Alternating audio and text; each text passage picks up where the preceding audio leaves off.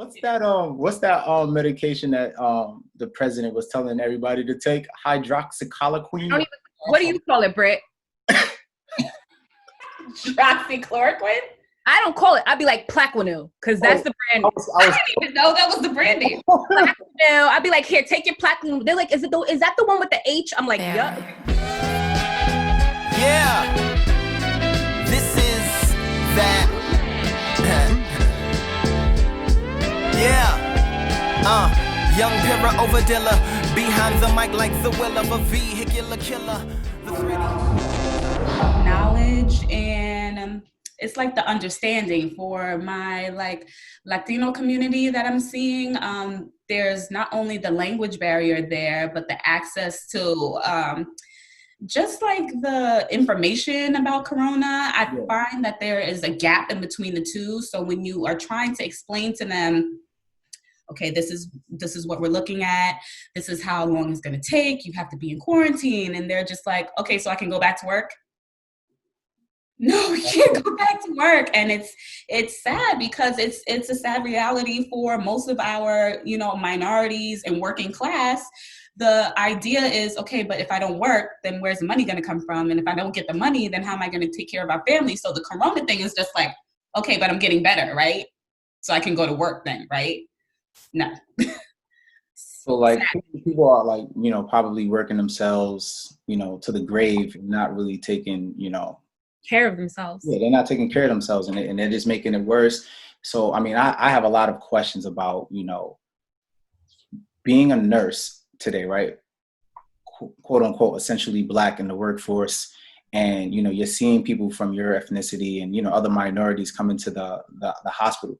Now, I know when you both spoke about initially going into nursing, you both, you showed skills of caring for people, wanting to help others and things of that sort, right? So is there any protocol or any procedure within the hospitals that you work in, to help you deal with the trauma that you've been experiencing on a day-to-day basis? I mean, I don't need you to go into details about, the numbers of fatalities or anything like that, but, it must be very draining coming into work, seeing minority after minority come in and, they're not as educated, they're not really taking care of themselves, and it probably ends up being too late.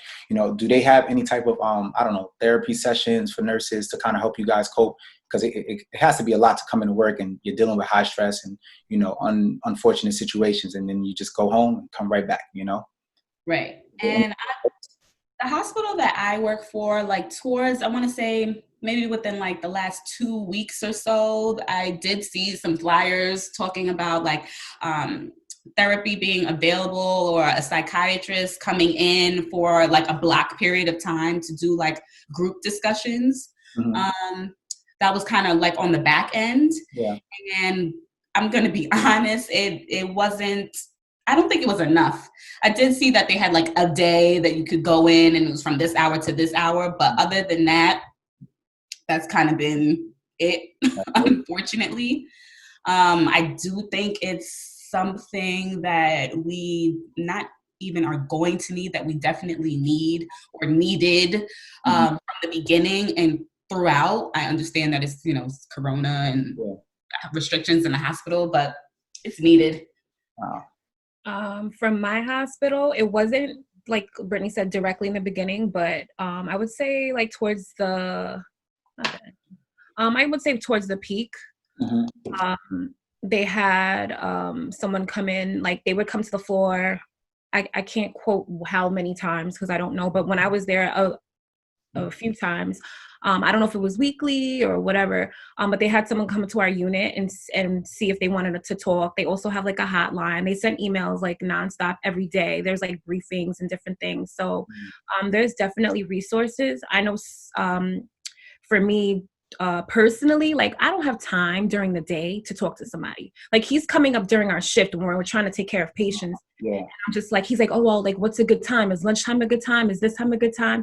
And I'm like, no, I want to eat. And like not talk about this like for like an hour. You don't even get an hour, but that's the allotted time you're supposed to get. I'm like, whatever time I have to myself, like I want it to myself. I don't want to talk about like the patient in this room and how he just died or whatever. Like, but the resources were there. I'm not sure what they're going to do after, like when this is kind of like settled, if they're going to have, but I definitely think that a lot of the nurses are going to need some help, especially nurses in the ICU. Like Brittany's in the step down. I don't work on an ICU. I work on a general, like a med surgical floor, which was turned into like a mini step down because we were taking patients that we would normally not get. Yeah. So I did see a lot of death, but not as much as someone who would be like in an ICU where they had vented patients and like, you know, it wasn't as bad for me. Like you made a good point, right? Like you go to work, and I'm the same way, right? I go to work, I just want to do what I have to do, go home. Like the time that I have for myself, I kind of need that mental space to kind of just get myself equipped to do the next thing, or, you know, get myself ready to go home, right?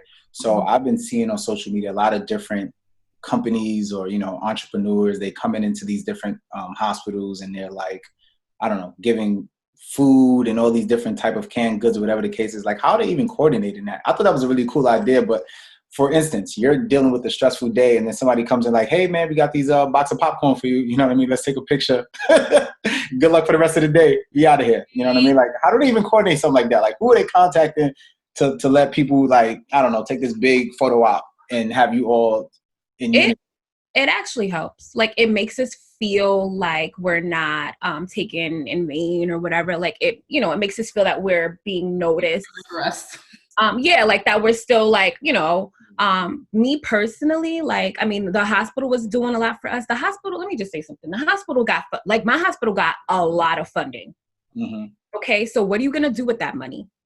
So they were you know, they were like, you know, restructuring and like redoing rooms. Like a room that was normally for one person is now for two people. But they got a lot of funding from the government. So that's where the meals were coming from. Like we were getting donated meals, but like I want to say up until the 31st of June, we're getting meals. Breakfast, lunch, and dinner is provided by the hospital.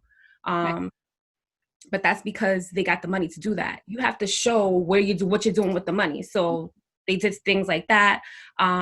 We were getting free parking because, like I said, I work in the city. Parking's very hard. So like we didn't have to pay. Like we would be able to park in the parking garage, and things like that were paid for or whatever, taken care of. I'm pretty sure that it's not, oh, like, let's just give them free parking. Like the government paid for that.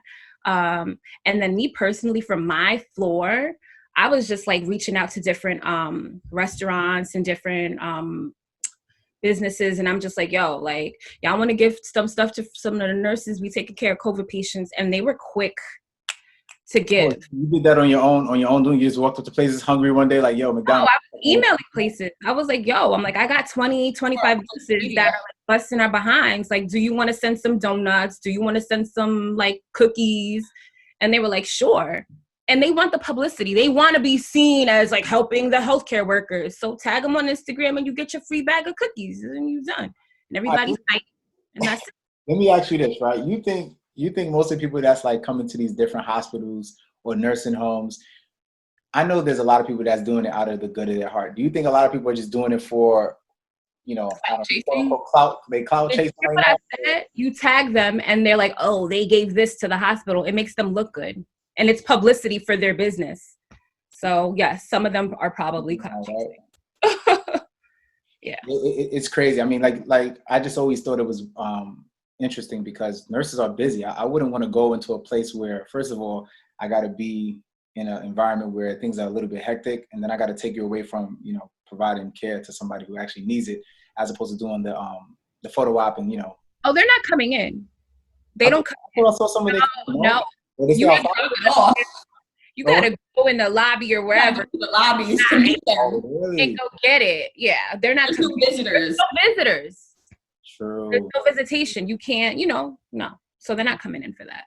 And then, you know, you also have to realize that as healthcare workers, thank you is not something you hear often. I think people get so caught up in the idea of like, okay, this is their job.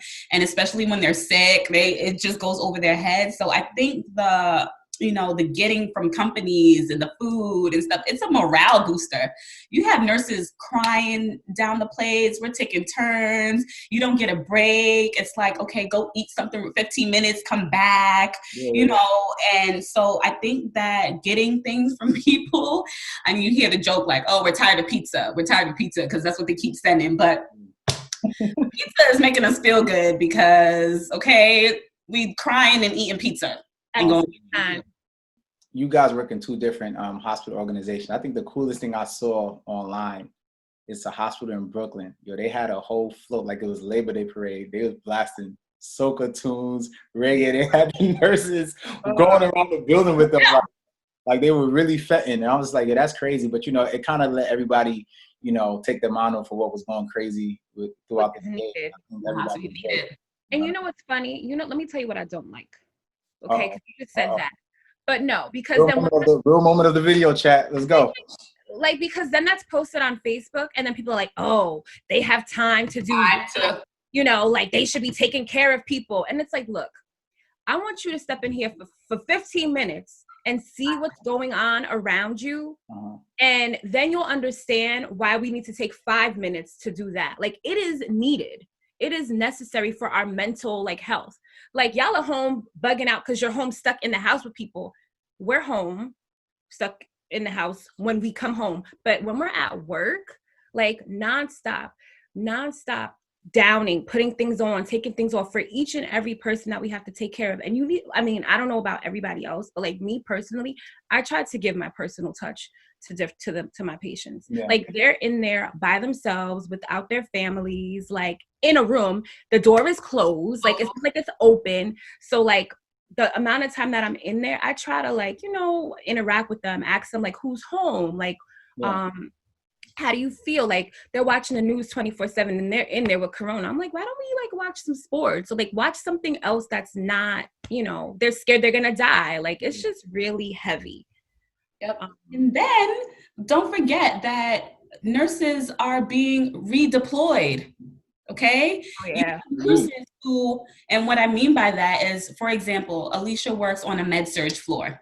In the hospital, you have people who work in the OR, labor and delivery, labor and delivery. All of that during COVID is. So what they do with those nurses, they stick them on med surg, and they stick them in ICU sometimes, ICU step down, people who have never worked in those arenas. You have critically ill patients, and they're just like, we need you to work here. So on top of the fact that these people are sick and they're dying and you want to give them care, imagine not even being familiar with the type of care that you need to provide and being expected to on the spot. Or the nurses who are familiar with that type of care have to be taking care of patients and trying to train nurses from somewhere else. Yeah. So, all right, this whole pandemic thing comes, right? I mean, let's say I'm somebody who was in, I don't know, marketing or field that has no idea. I didn't have no family members in the healthcare field, so I don't know anything about it. So when you go to school and you get your nursing degree, and you're telling me about working in different units or whatever the case is, I know how you could go to college and you can major in, I don't know, business with a specialization and maybe, I don't know, finance or something like that. Like, you could have your degree that's focused on a certain aspect, right? Is this the same way with nursing? Like, do you go get your, I don't know, nursing degree, but you're focused on, I don't know, ICU patients? Or is it like some type of specialization that you have to work in a certain unit? You get your nursing degree, and then let's say, I get my nursing degree and I want to be an ICU nurse. Then I go into ICU. I'm oriented and trained to be an ICU nurse. I stay there for however long. If I want to leave there, then I can. But it's apples and oranges. Now I have an L&D nurse, a labor and delivery nurse. She takes care of mother and baby.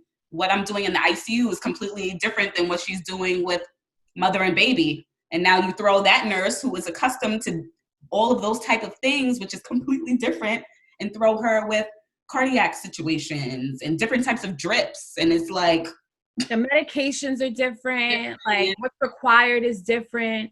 A labor and delivery nurse can become an ICU nurse, but it's like anything else. She's going to have to get trained for a few months in ICU before she becomes an ICU nurse. You know what I mean? So yeah, it's crazy. That's wild. But that's crazy, man. You know, you guys are kind of tying in a bunch of the things that you do on a day-to-day basis. So just to wrap up, you know, a day and being essentially Black in the workforce? Just give me a quick rundown of your day. Because I know for me, I'm an essential employee that nobody cares to give me cupcakes or popcorn or anything like that. You know what I mean? I'm running away My from. mama asked about you. Oh, yeah. Oh, that's nice. That's the thing. Tell us hi, Mom. But, you know, like for me, I go to work, I got to clock in, I go sit at the desk, I have my reports I got to look through, I got my employees I got to brief, and then, you know, I deal with the operation, right? And then once the operation's done, I finish up my reports, I go clock out, I go home. What is it like when you're a nurse, especially now today? Like, do you have to clock in, be in a certain time? Do you have to go to different units, check in with different doctors? Like, what's the rundown, like a real basic rundown of your day, not detailing, you know, the treatment that or the therapy sessions you have to give your patients, but what is it like when you walk into that building until you leave out? Like, I don't even know if you guys get lunch breaks. Like, you know what I mean? Like, what is your breakdown throughout the day? It may change, but, you know, if you can, you know, try to shed some light on the breakdown of your day. Okay, so you go in, you get report because there's someone, so our shifts are 12 hours.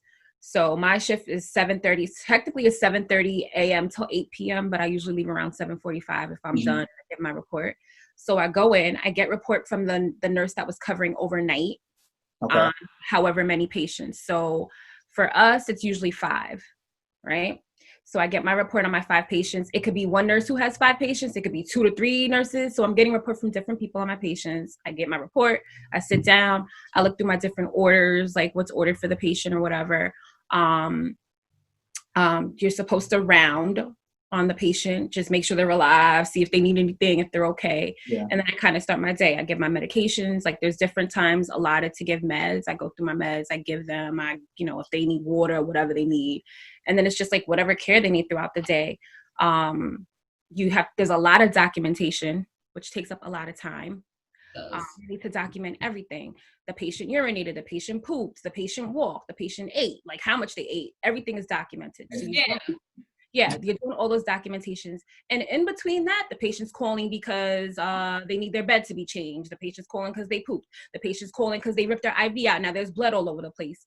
The doctors are calling because they want you to check this, or they need to go to a procedure. So your day is nonstop. A lot of times, like, if you don't have a hold on your day, you could be so like beyond inundated. Yeah, like swamped. You got to give blood. Now, you don't have family visiting. The family's calling 24/7. Okay, it depends on the patient. Some families are so neurotic and crazy. They have the brothers calling, the sisters calling, the mama. I'm like, you got to pick one person to be the point of contact. Everyone's calling, and like, I have to pray. Like, Lord, give me patience and understanding, because like, if it was my mom in the hospital and I couldn't go and see her, how would I feel? You know what I mean? Yeah. So you have all those things. A lot of times you can't have lunch because, like, when you think you're about to go have lunch, then something else happens. Then you're like, all right, I got a second. Then something else happens. It's crazy. And that's your day until 7:30, 8 o'clock at night. Then you got to try to, like, get everything together so you can give report to the next person. You're driving home worrying about, like, ooh, sorry, did I hang that? Did I do this? Did I do that? Like, did I leave a mess for the other person? You know what I mean? Like, or you're worrying about, like, you go home like, oh my God, is my patient gonna die tonight? I'd be calling I'd be like, hello. I'm like, is this so-and-so still alive? Like, did they get the unit? Like, cause you start to build like relationships with these people.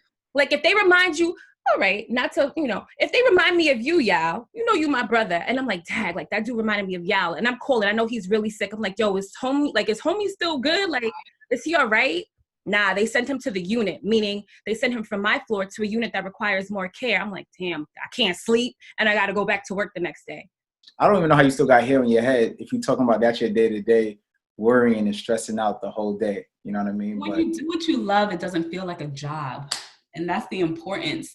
I feel like if you're going to be in nursing, it has to be something that you love to do, because it shows. It shows, or any practitioner, when they don't, like, when their heart is not in what they're doing, it shows in their care. Completely shows in their care.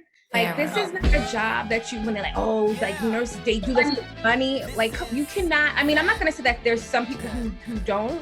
There, people, but you have to like this. You can't just do this for the money, because it's way too much stress. Put it together Wanna like a do 3 this minutes, for the wedding in less than 3 minutes of meddling over melody and grand piano pedalings. I do represent the mind like IQs.